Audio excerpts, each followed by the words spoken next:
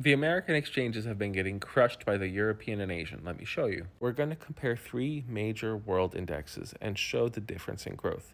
We're going to start with the S&P 500.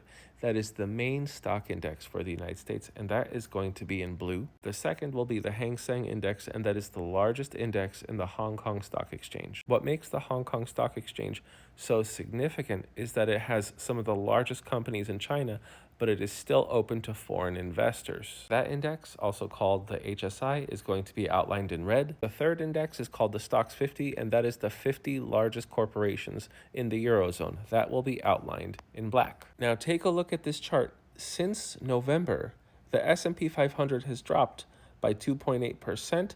The Hang Seng is up almost 10, and the Stocks 50 is up 14%. And that is due to the economic uncertainty that is emanating from the United States economy. So hundreds of billions of dollars are being taken out of the American markets and placed into Europe and Asian ones. And of course, we are going to have a lot of doomsayers saying, look, the American economy is finally going to crumble and the dollar is no longer going to be trusted.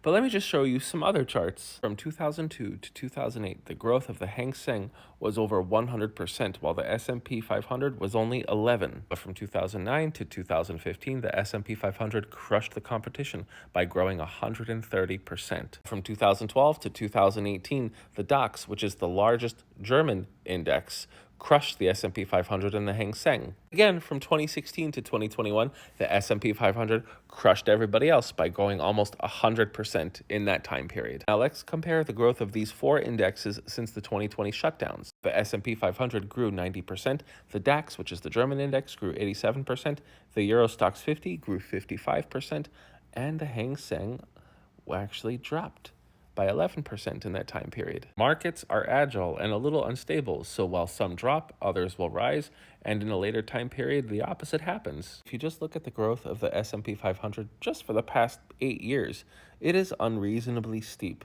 So large drops like this, I view as a healthy and necessary correction. But nobody knows what the future can bring. Maybe the drop will stop, maybe the drop will keep going. I'm the Geo Husar, and remember to just zoom out if you start panicking. Thanks for watching.